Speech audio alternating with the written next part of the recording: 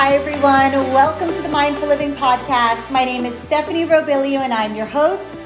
Here we will have real conversations about what it takes to achieve optimal wellness in mind, body, and spirit. It's one thing to know and it's entirely different to know how.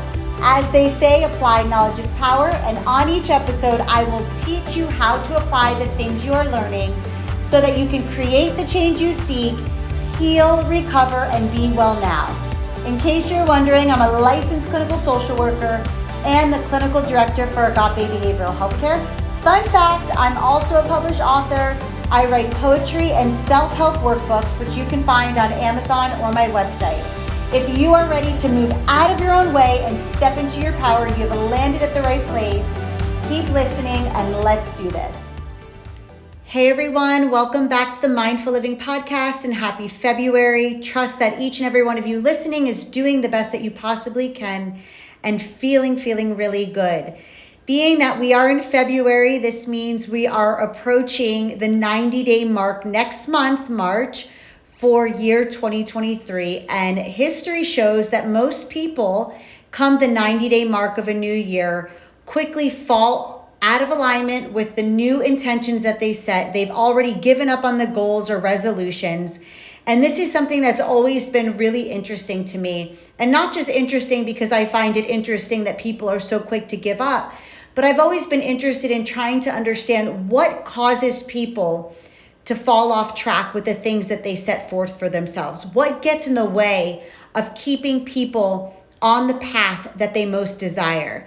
And so as my working with people from all ages, ranging from 18 to 65, something that has been quite obvious to me is that a lot of times people set themselves up with these really big goals, right? It's like the person who hasn't stepped foot in the gym ever in their life or for several years and all of a sudden makes this big commitment that they're going to go to the gym every day and work out for 60 to 90 minutes. That sounds amazing in thought. But realistically, it's too big of a jump, right? You can't go from nothing to everything. And the same is true for people who, let's say, have never experienced what it looks like to have some type of wellness routine or some type of spiritual practice in their life, whether it be waking up and doing prayer, meditation, a gratitude list, using affirmations, utilizing breath work, whatever it might be. It's unrealistic to assume that you can go from never practicing such to all of a sudden being able to do it every single day for a certain amount of time. And so what I've gathered from my work with people and even in my own life is that we tend to set ourselves up for unrealistic expectations. We aim too high. That isn't to say aiming high is a problem. It's not a problem at all. In fact, I'm that person who believes there is no limit, and the only limit that we would ever face is the ceiling we set for ourselves. But here's the cool thing. We are in control of how high we want our ceiling to be. We can reach for higher, or we can choose to settle. Either way, it's okay, because I believe strongly we have to do what feels good to us, and we have to make sure that we are setting ourselves up to maintain good mental health, sobriety if you're working towards sobriety, whatever your individual story is. And so today I feel really led just to hold this space with you all, to take a moment to check in with yourselves and ask yourselves, what is it that you most want? What do you need to have in place to feel really supported? What changes have to happen, whether it be in your thinking, your state of feeling, or even your habits, behaviors, your patterns, that's going to allow you to stay on the path of what it is that you most dream of, what it is that you desire? What is it that you have to do in order to stay focused on your goals, and not just focused on them, but taking realistic, actionable steps every day that's going to support you in reaching whatever it is that you're trying to reach, while also maintaining grace for yourself to understand just because you might have set out a new goal, an intention, a resolution, maybe even a big dream or vision, we don't have to always be aligned with it. It's only human of us to have hard moments, to have days where we feel like we don't want to work towards anything, to have days where we simply just want to stay in bed, or we have moments where we feel like we're in a funk. All of this is a normal, natural part of the human experience. But something that I have found that's really necessary is being honest with yourself and holding yourselves accountable, holding ourselves accountable. It's so easy to have a vision for ourselves or set a goal and then get really amped up, feel super inspired, start taking inspired action, especially at the start of a new year. And then we end up burning ourselves out because it's not realistic. The thing that we're working towards isn't realistic. And so I say all that to say, I want to invite you guys to begin to think about what would your life look like if you began to make a commitment to what it means to live a mindful life, right? Mindful living, the name of my business for a reason. Mindfulness is the practice that changed my life.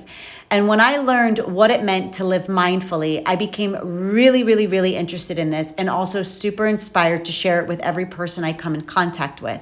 And the reason for that is when we make a commitment to live mindfully, we are sending a message to the universe that says, I am aware and awake enough to realize I only have today. I only have one moment at a time.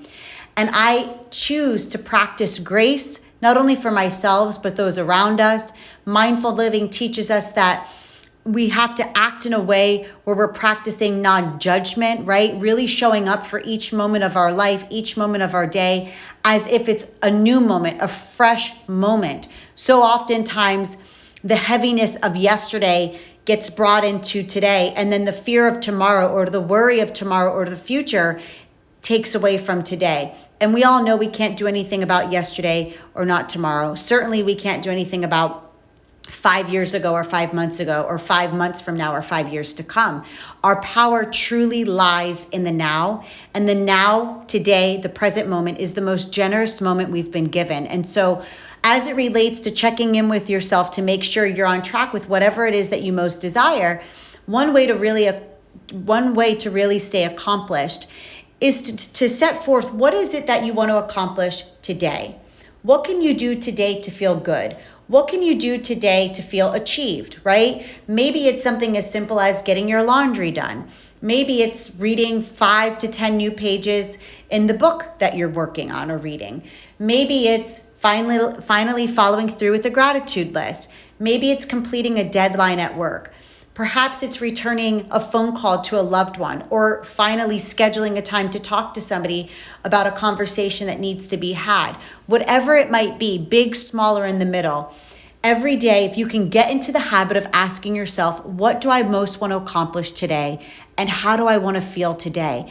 And then training your brain to stay focused on one day at a time, as opposed to making promises to yourself that you're going to go to the gym every day, or you're going to do a gratitude list every day, or you're going to pray and meditate every day, or you're going to read 10 pages every day. All of that sounds amazing. And if you're able to do it, then that's awesome. Do it. But something that I've incorporated in my own life is this idea that I wake up and I set an intention for the day. I ask myself the questions I just shared with you. What do I most want to accomplish? And how do I want to feel? And then I wake up the next day and I repeat that. And I do my best to repeat what I know works for me every single day, because it's about the consistency. It's about developing the habit of showing up for yourself. But here's the thing.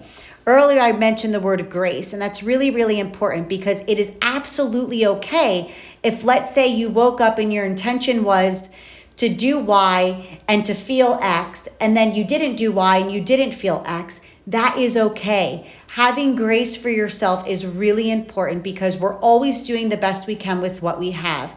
And the quicker we can practice grace, then the quicker we can resume doing the things we want to do for ourselves. I have found in my own life, and also in my role as a therapist and working with clients for almost a decade now, when we are hard on ourselves, it puts us in this spiral of not only beating ourselves up, but next thing you know, we're in the loop of negative thinking, negative self-talk.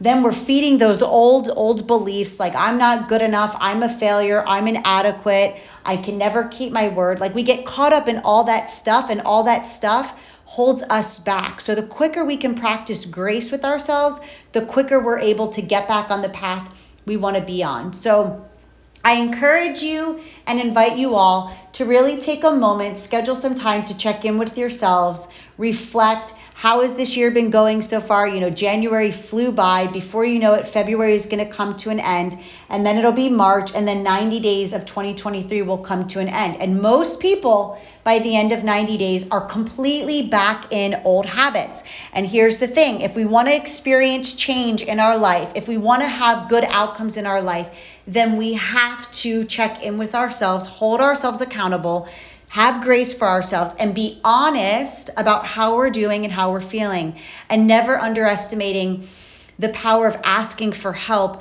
knowing it's okay to need help. It's okay to start over. So as I often say, whoever you are and wherever you are in your path, honor that space and just continue to move forward one day at a time, and sometimes one moment at a time, understanding one moment is all we have. You are allowed to fall down as long as you get back up. I often say I fall down quite frequently, but what I really look at in my own life is how quickly can I bounce back, right? My bounce back rate, I call it. And it's all a part of the process. So be nice to yourselves today, and always know that I love you guys, and I'm looking forward to the next episode. Thank you for joining me today. If you found today's episode to be insightful and inspiring, subscribe so you don't miss out on the next one. And I kindly ask that you please leave me a review so together we can help the next person. To learn more about my products and services, check out www.themindfulliving.com and come connect with me on Instagram at mindfulliving.now, where I share daily inspiration, mindful skills, tips, and more. Until the next episode, stay mindful and always remember the power that lives inside of you.